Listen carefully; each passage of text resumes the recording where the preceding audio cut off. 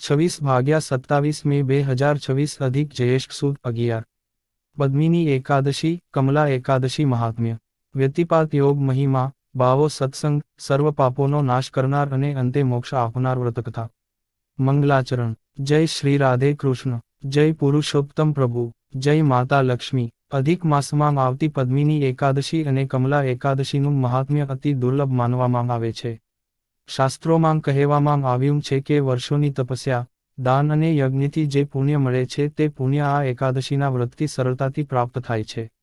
આ એકાદશીનું વ્રત કરનાર મનુષ્યના જન્મજન્માંતરના પાપોનો નાશ થાય છે, પિતૃઓને શાંતિ મળે છે, ઘરમાં સુખ સમૃદ્ધિ આવે છે અને અંતે ભગવાન શ્રીહરિ પોતાના ધામમાં સ્થાન આપે છે.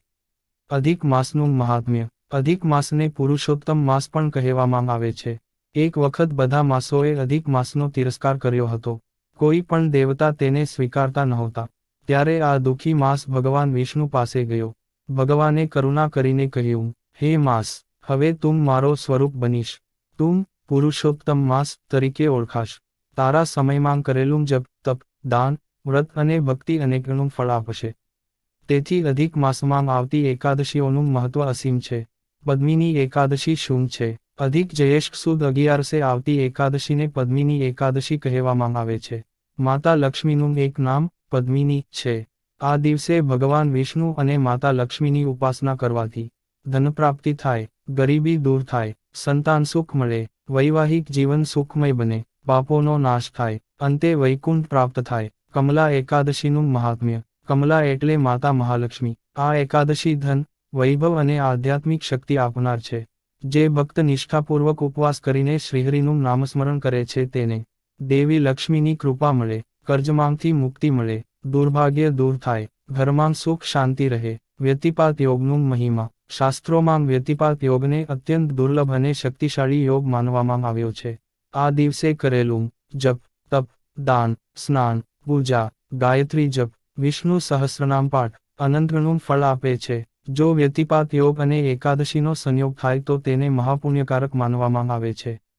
પદ્મિની એકાદશી વ્રતવિધિ દશમીના દિવસે સાંજથી સાત્વિક ભોજન લેવું, લસણ, ડુંગળી, માંસાહાર ટાળવો, બ્રહ્મચર્યનું પાલન કરવું, ભગવાનનું સ્મરણ કરવું. એકાદશીના દિવસે સવારે વહેલા ઉઠવું, ગંગાજળથી સ્નાન કરવું, સ્વચ્છ પીળા અથવા સફેદ વસ્ત્ર પહેરવા, પછી મંદિર અથવા ઘરના પૂજાઘરમાં શ્રીહરિની મૂર્તિ સ્થાપિત કરવી, તુલસી અર્પણ કરવી, પીળા ફૂલ ચઢાવવા, ઘીનો દીવો કરવો, મંત્ર ઓમ નમો ભગવતે વસુદેવાય અથવા શ્રી કૃષ્ણ શરણં મમ આ મંત્રનો જપ કરવો. જાગરણનું મહત્વ એકાદશીની રાત્રે જાગરણ કરવાથી અનેક જન્મોના પાપો નાશ પામે છે. ભજન કીર્તન કરવું, રામધૂન, વિષ્ણુ સહસ્રનામ, ગોવિંદ નામસ્મરણ, ભાગવત કથા, ભાવો સત્સંગ. એક ગામમાં એક ગરીબ વૃદ્ધ ભાવો રહેતા હતા. તેમના પાસે ધન નહોતું, વૈભવ નહોતું, પણ ભગવાન પ્રત્યે અખૂટ ભક્તિ હતી. દરેક અધિક માસમાં તેઓ એકાદશીનું કડક વ્રત કરતા. ગામના લોકો તેમનો મજાક ઉડાવતા. એક દિવસ ગામના ધનિક માણસે કહ્યું, બાવા, આટલા ઉપવાસ કરીને શું મળશે? બાવાએ હસીને જવાબ આપ્યો, ધન નહીં મળે તો ચાલશે, પણ ભગવાન મળી જશે. આ શબ્દો સાંભળીને લોકો હસવા લાગ્યા. પણ બાવો રોજ હરિનામ જપ, તુલસી સેવા, ગાયને રોટલી, ભજન, કથા કરતા રહેતા. ભગવાનની કૃપા પદ્મિની એકાદશીની રાત્રે બાવો ભજન કરતા હતા. અચાનક દિવ્ય પ્રકાશ થયો. ભગવાન શ્રીહરિ પ્રગટ થયા. ભગવાને કહ્યું, હે ભક્ત, તારી ભક્તિથી હું પ્રસન્ન છું. માગ જે માંગવું હોય. બાવાએ કહ્યું, પ્રભુ, મને ધન નહીં જોઈએ, માત્ર તમારા ચરણોમાં સ્થાન આપજો. ભગવાન પ્રસન્ન થયા. તે દિવસથી બાવાના જીવનમાં દિવ્ય ચમત્કારો થવા લાગ્યા. ગામમાં પરિવર્તન ગામના લોકો હવે બાવાનો સન્માન કરવા લાગ્યા. તેમણે પણ એકાદશી કરવી શરૂ કરી, હરિનામ જપ શરૂ કર્યો, દાન અને સેવા કરવી શરૂ કરી. ધીમે ધીમે આખું ગામ સુખી બની ગયું. કમલા એકાદશીની કથા પ્રાચીન સમયમાં એક ગરીબ બ્રાહ્મણ હતો. તે ખૂબ સત્યનિષ્ઠ અને ભક્તિમાન હતો, પણ ગરીબીથી પરિવાર દુઃખી હતો. એક દિવસ એક ઋષિ તેમના ઘરે આવ્યા. બ્રાહ્મણે સેવા કરી. ઋષિ પ્રસન્ન થયા અને કહ્યું, અધિક માસમાં કમલા એકાદશીનું વ્રત કરજો, તમારું દુઃખ દૂર થશે. બ્રાહ્મણે પત્ની સાથે વ્રત કર્યું. માતા લક્ષ્મીનો આશીર્વાદ એકાદશીની રાત્રે માતા કમલા સ્વપ્નમાં પ્રગટ થઈ. તેમણે કહ્યું, હે ભક્ત, તારી ભક્તિથી હું પ્રસન્ન છું. હવે તારા ઘરમાં ક્યારેય અન્ન અને ધનની કમી નહીં રહે. સવારથી જ જીવન બદલાઈ ગયું. એકાદશીના નિયમો. શું કરવું? તુલસી પૂજા, ગાયને રોટલી, ગરીબોને દાન, ભગવાનનું સ્મરણ, ભાગવત વાંચન, મંદિરમાં દીપદાન. શું ન કરવું? ક્રોધ, ઝૂઠ, નિંદા, વ્યસન, તામસિક ભોજન, અપશબ્દ. એકાદશીનું વૈજ્ઞાનિક મહત્વ. ઉપવાસથી શરીર શુદ્ધ બને છે, પાચનતંત્રને આરામ મળે છે, મન શાંત બને છે, ધ્યાન અને ભક્તિમાં વૃદ્ધિ થાય છે. તુલસીનું મહત્વ. ભગવાન વિષ્ણુને તુલસી અતિપ્રિય છે. એક તુલસીદળ અર્પણ કરવાથી કરોડો યજ્ઞનું ફળ મળે, પાપોનો નાશ થાય, યમદૂત નજીક આવતા નથી. ગંગા સ્નાનનું મહત્વ. જો શક્ય હોય તો એકાદશીએ ગંગા સ્નાન, તીર્થસ્નાન અથવા ઘરમાં ગંગાજળથી સ્નાન કરવું જોઈએ. રાત્રિ જાગરણની કથા. એક પાપી માણસ માત્ર મિત્રોના કારણે એકાદશી જાગરણમાં બેસી ગયો. તેને ભજન સમજાતું નહોતું, પણ આખી રાત જાગ્યો. મૃત્યુ પછી યમદૂત આવ્યા, પણ વિષ્ણુદૂતોએ કહ્યું, આ માણસે એકાદશી જાગરણ કર્યું છે, તેને વૈકુંઠ લઈ જવામાં આવશે. પદ્મિની એકાદશીનું ફળ. જે ભક્ત ઉપવાસ કરે, જાગરણ કરે, હરિનામ જપ કરે, દાન કરે, તેને અખૂટ પુણ્ય, સુખ, સમૃદ્ધિ, સંતાન, આરોગ્ય, મોક્ષ પ્રાપ્ત થાય છે.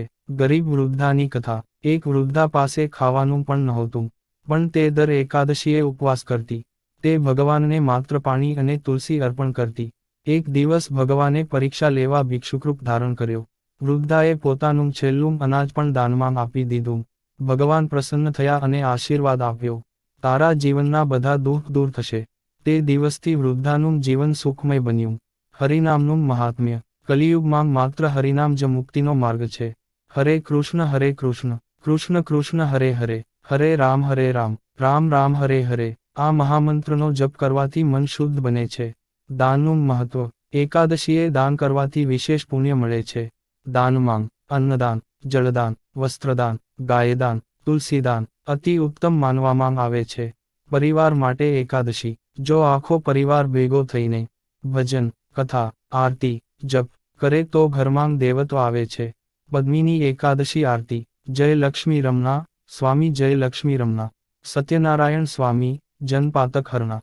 અંતિમ ઉપદેશ. જીવનમાં પૈસા, મકાન, વૈભવ બધું અહીં જ રહી જાય છે, પણ ભક્તિ, જપ, દાન, એકાદશી વ્રત આત્માને મુક્તિ તરફ લઈ જાય છે. મોક્ષદાયીની એકાદશી. શાસ્ત્રોમાં કહેવાયું છે, એકાદશી સમાન કોઈ વ્રત નથી. પદ્મિની અને કમલા એકાદશી ખાસ કરીને સર્વ પાપોનો નાશ કરે છે, પિતૃઓને તૃપ્તિ આપે છે, કષ્ટ દૂર કરે છે, ધન અને સુખ આપે છે, અંતે વૈકુંઠમાં સ્થાન આપે છે.